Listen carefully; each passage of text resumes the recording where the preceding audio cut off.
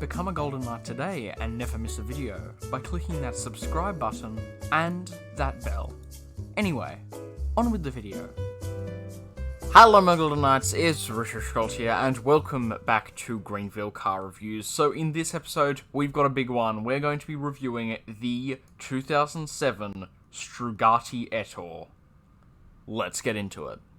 So I'd say it's most easily found by just going into your filters and just by sorting it high to low. So just sorting every single car in the entire game high to low, you'll find it in about 4th place. So it is a pretty pricey car, and as you can see, my money has gone down after purchasing this since the last episode of Greenville Car Reviews. So, when you go ahead and click on it, you'll be greeted with a nice image of the vehicle right there. Now, what's interesting is on the actual image, it displays the kind of color as grey. It's actually more of a black. So do keep that in mind when you are picking your color, and there are quite a lot of them, but we'll check those out in just a second. So you will need the sports pass to actually get this vehicle, obviously. It's a coupe vehicle type, again, pretty obviously. And you have no different rims or trims, so the only, kind of price that you can really pay for this thing is $1,400,000, so it's very, very expensive. As I said, it's the 4th most expensive car in Greenville, full stop. So, for our colours, we've got grey violet, deep red, light blue, blue, titanium grey, pearl, green, grey, and Bugatti light blue. I've gone for the Bugatti light blue just because I think it looks really, really cool. But anyway, let's go ahead and check it out in the walk around. Alright, so considering how much I have paid for this thing, I'm really hoping that detail-wise this thing is going to blow me away. So we're going to start over here on the back. Now, this engine on the back here is really nice. I really like how they've actually properly modeled it, and that is something we don't really tend to see that much on, vehicles these days, or on, Greenville vehicles. So it's really, really nice to see that entirely modeled. There's, obviously, it's not perfect, okay, to be honest, it's not perfect, but then again, what more can you ask for? It's a beautiful engine. You've also got these little air scoops here, right over here at the back there, quite nicely modeled. I do like, that as a detail. As well as they've even done, if you can see, little indents as well. That's a really, really well done. It looks slightly weird from the side, but I think that it's pretty much spot on.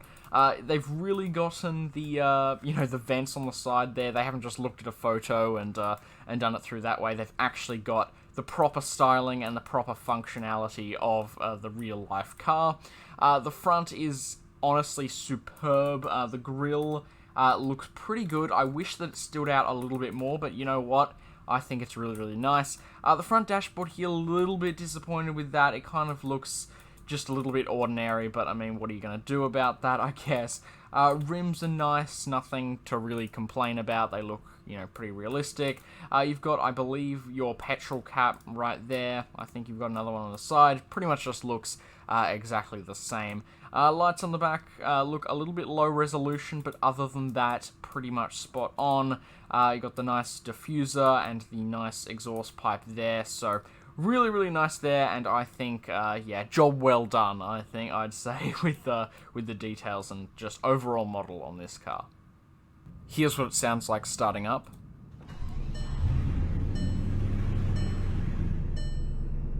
Here's what its horn sounds like.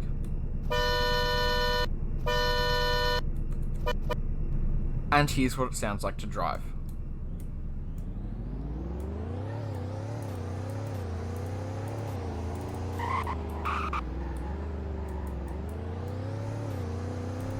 Alright, let's go ahead and check out our headlights. So, at the front, we've just got those two circles at the front there. They do line up with one of those, the center light there. It's interesting that the other two don't light up. Maybe that's for something different, but I guess it does do the job. We've also got these little lights on the front, which I think is a really nice addition that kind of light up when you turn it on.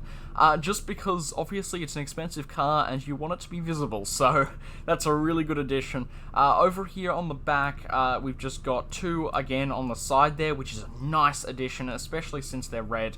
It really kind of fits with the backlights there, which, speaking of which, just are 4 circles, which is nice that they didn't just do 2. It's 4 circles, which is really good. Brake light is, of course, just going to be that center one at the back, as well as, I believe, those, maybe those other 4 do get illuminated a little bit more. But very, very well done there for lights. Very, very adequate.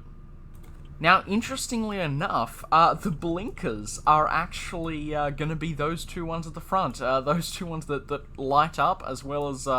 Actually, you know what? That's weird. So the ones on the back do not light up, but the ones on the front do? That's interesting. Again, a little bit of a shame the ones on the mirrors don't light up. It's just really, really common, unfortunately, with these vehicles.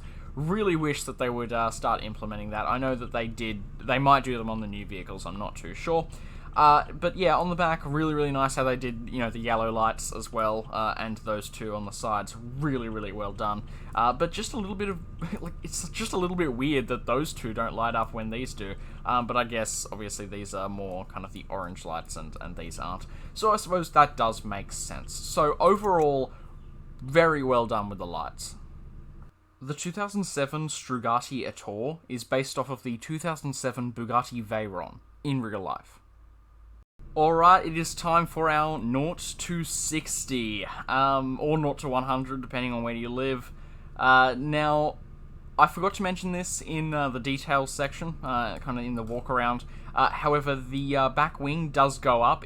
You'll see it when we actually do it. It doesn't look exactly like the one in real life, but it is very, very close. So, here we go. We're going to, obviously, again, give it max revs. A lot of people do ask me why I don't use the manual shifting, and I just want it to be, you know, all the different cars, you know, have the same way that they're being tested. Alright, here we go. 3, 2, 1. Okay, we're off. Let's see what we've got. Okay, stopping it. That's going to be 4.5 seconds dead. Let's see what we've got the top speed. The wings going up. That's awesome. Okay. Top speed, let's go. It's going to be 200 and... Oh, dear. Okay, way too fast for... Wow, so it took so long to get up to top speed. We not only broke a fence, but we also actually did not see it. So I think the last time I checked it, it was about 260 miles per hour, which is like 300 and something kilometers an hour. So unfortunately, that's the closest I can really get, unless I go out into a really wide area. In fact... Yeah, we might actually go do that. So let's head over to a wide area and see if we can get up to the top speed. Okay, so we're just going to use the runway because I believe we've got some extra space on the other side. So let's try and actually see our top speed here. What do we have? Okay, we're about to hit... Looks like we're about to hit 200. It's really starting to take off now.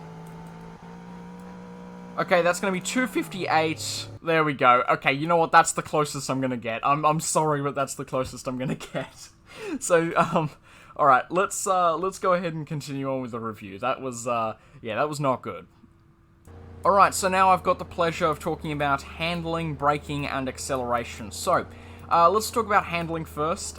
It is really, really good at relatively slow speeds, but I'm just worried about the handling when you get up to those really high speeds, which is really what this vehicle is all about, so that's a bit of a shame. But anyway, let's go ahead and check out braking. So we're going to try and stop at these lights. Yep, okay, so not too bad. They really do get applied, especially when you're kind of just traveling at medium speeds, I suppose. Acceleration, really good, obviously, because it's a Bugatti Veyron. I mean, what do you expect? It's really, really cool, and once you get up to that, you know, high speed, it just really, really, really goes. And if you didn't get to see that high speed before, because I have failed it, it's 259, and I still don't even see the kilometers an hour. So that's the 3rd fail we've had at trying to see the top speed. That's a real shame. Okay, so selling this vehicle's going to only give you back, you know, 1.2 million. So you are losing about 200,000. But obviously, if you are purchasing this vehicle, I do recommend that you've got, enough money for it. Don't just, just get over that, that amount and then buy it, because if you do decide to sell it, you're going to lose quite a bit of your money. So just make sure that you've got plenty of money to spare before buying a very expensive vehicle, okay? That's a hot tip. Alright, let's go ahead and talk about how I rate this vehicle. So, in the coupes class, I'm going to have to give this thing an 8 out of 10. And it's just because handling kind of lets it down just a bit. And obviously, acceleration is okay, but it's just slightly slow starting out. It's not too bad. But anyway, so yeah, it's a really, really cool vehicle. Lights are awesome, blinkers are awesome, braking's awesome, acceleration's pretty good, top speed is just so massive that I couldn't even, reach it, to check. I couldn't even stay at the top speed long enough to even check how fast it is in kilometers an hour. So you're gonna have to do that calculation yourself, unfortunately. But yeah, really, really cool vehicle overall. I mean, it's a Veyron. I mean, what are you gonna do? Like, it's just an awesome car. If you think this is for you, if you like the styling, if you've checked out the specs in this video, and you do really, really like it, I say go for it, because this is one of those cars where you're just really gonna fall in love. May not be the best car in the game, but it's certainly something that you can just learn to like, okay? It's a really, really nice vehicle, and just is a really, really solid car. But anyway, worth it for the price? I nearly forgot, but is it worth it for the price? I'm going to go ahead and say yes, just because I've had this vehicle before. I've used this vehicle for a long time. It's very, very quick. So yeah, there probably are better vehicles out there, and that's why I kind of upgraded. But yeah, hopefully you do really, really like this vehicle.